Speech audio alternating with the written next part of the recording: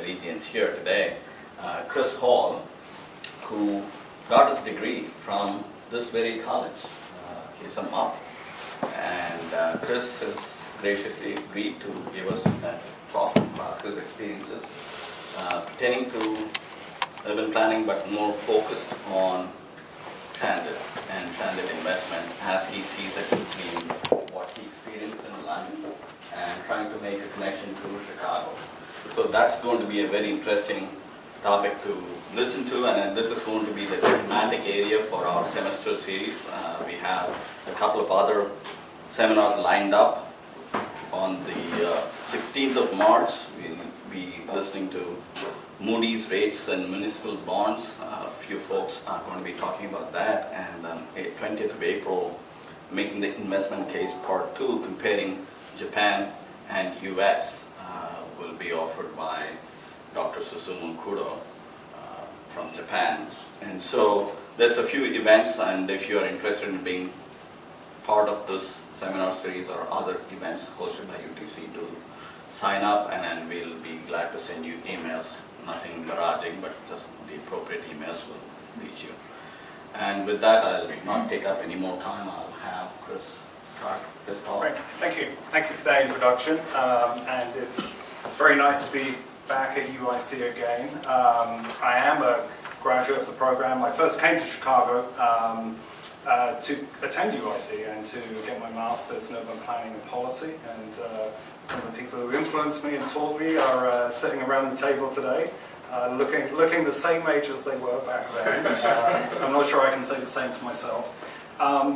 So the purpose today is I wanted to share some experiences from London. I've spent the last 10 years in London, having spent 15 years in Chicago, 10 years in London, and I came back last year.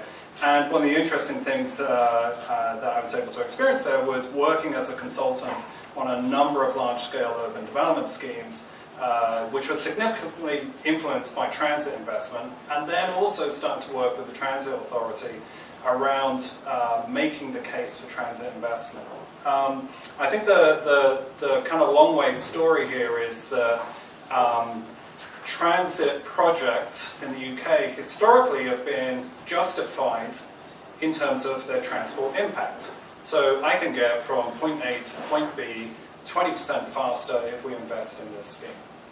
And that all worked really well for a long time and rolled into notions of how that impacted the economy. So if I spend less time getting to work, then my workers can spend more time at work and they can spend more productive time. And of course, people work when they're on the move now. You know, we've just got a different kind of era with the kinds of technologies we've got available. You can work on the train. You can work while you're commuting. So some of those dynamics changed. We started to get involved in processes where essentially we said transit is the solution to a range of urban problems. And in fact, transit is the underpinning to a series of economic development moves and wider success for the future of cities. What was interesting was over time that became the real reason why transit gets funded. And that becomes the kind of central case. What I want to do today is kind of talk about a series of case studies from London, just headline them, but just to give you a bit of flavor of kind of what the rationale and the justification is for transit investment in that location. And then we can have a discussion about what the implications are for supporting transit investment here, and what themes we can pick up and use to keep projects going forward. I think there's an underlying kind of place to start. Transit schemes are difficult. New transit and infrastructure investment is difficult. It's also costly.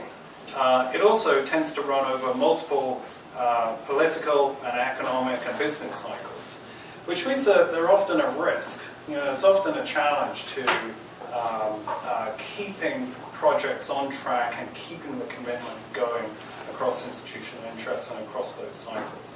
So there's a need for a wider case as to why transit should happen, beyond just the core transport impacts. So what I'm going to do is take you through some case studies and kind of explore some of those themes. I think we're going to make these slides available afterwards. So underlying premise, transit is great, but the schemes are challenged. We need a complete case that has multiple elements to it that goes beyond the technicalities of movement.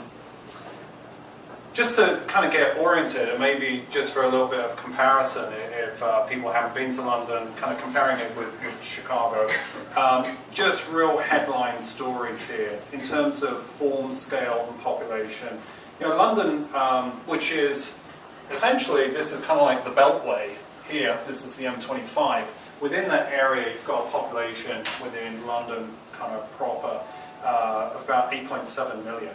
That's growing by 100,000 people a year as well. Very rapid growth. Post-Brexit, we don't know anymore. It's bound to have some impact. The travel to work area is about 10 million. And then there's this kind of wider region that is really influenced by London, and London sits at the centre of. It's about 17 million. So, you know, it's interesting, often people compare city to city. Chicago 2.8, London 8.7. But actually, Cook County is kind of more like London. You know, London extends into its suburbs. It's got a bigger reach in terms of its municipal boundaries. And you know, Chicago's 8 county area is close to 8 million. So there are some differences in scale, but they're not that far off. I think the other interesting thing is that, you know, London is like a bullseye. You know, it's interesting, Chicago is where concentric ring theory came from, but actually the city isn't concentric rings. It's kind of it's a coastal city, and its center is on the edge, whereas London, its center is in the middle, and that really impacts a lot of kind of movement decisions. So yeah, again, you can see that a little bit more kind of close up.